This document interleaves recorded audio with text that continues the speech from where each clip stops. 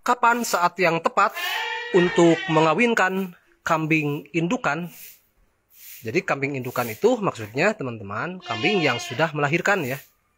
Baik yang 1 kali, 2 kali, 3 kali, dan seterusnya. Nah teman-teman kadang ragu mengenai waktu yang tepat ya. Kapan untuk mengawinkan kambing indukan ini? Apakah 1 bulan setelah melahirkan? Ataukah 2 bulan, 3 bulan, 7 bulan, ataukah setahun? Nah, kalau misalkan teman-teman tujuannya untuk breeding, untuk menghasilkan cempek sebanyak-banyaknya, nah saat yang tepat untuk mengawinkan kambing itu, jadi berarti harus secepat-cepatnya.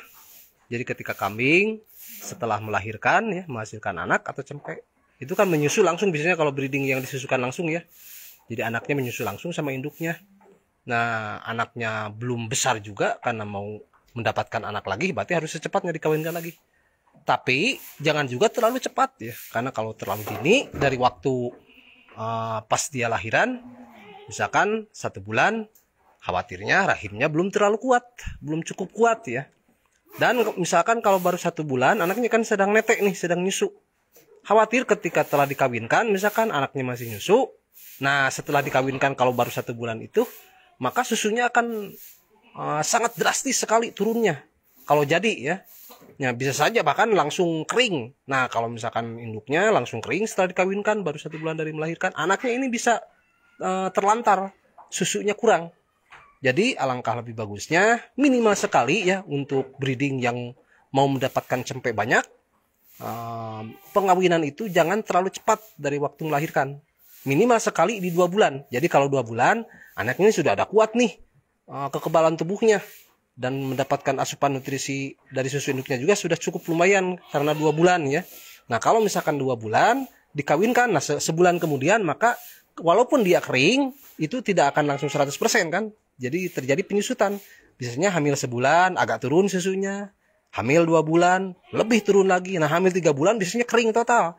Jadi ada waktu untuk menyusui anaknya itu 4 bulan plus 1 bulan yang masa mau kering itu. Jadi kalau mau tujuan breeding, maka waktu yang tepat itu adalah 2 bulan ya dari dia melahirkan supaya mendapatkan cempek lebih cepat, tetapi anaknya juga tidak terlantar. Nah, lain hal kalau misalkan teman-teman tujuannya mau mendapatkan susu karena dari mau diperah dan dijual susunya. Nah, silakan saja perah selama-lamanya dengan catatan susunya masih banyak. Nah, kalau susunya sudah menyusut nih, biasanya 3 bulan itu, wah banyak sekali itu. Ada yang 1 liter, 2 liter, 3 liter, bahkan ada juga yang 4 liter ya. Walaupun ada juga yang bukan 5 liter, 6 liter kalau sanen, tapi memang belum pernah punya ya kalau yang 5 liter, 6 liter. Kalau yang 1 sampai 4 liter pernah ada ya. Ya ada di kandang. Nah, kalau misalkan susunya sedang banyak-banyaknya itu biasanya 3 bulan. Nah, dari 3 bulan itu ada penurunan. Ke 4 bulan agak turun, 5 bulan lebih turun lagi. 7 bulan biasanya turunnya sudah luar biasa. Jadi itu pun mungkin sudah dikodratkan bahwa waktu menyusui anaknya itu kan 4 bulan. Nah oleh Tuhan juga sudah dikodratkan. Jadi 4 bulan ini biasanya susu banyak-banyaknya itu. Nah setelah anaknya siap lepas susu, siap lepas sapi, maka di bulan 5 itu sudah melandai turun ke bawah susunya itu.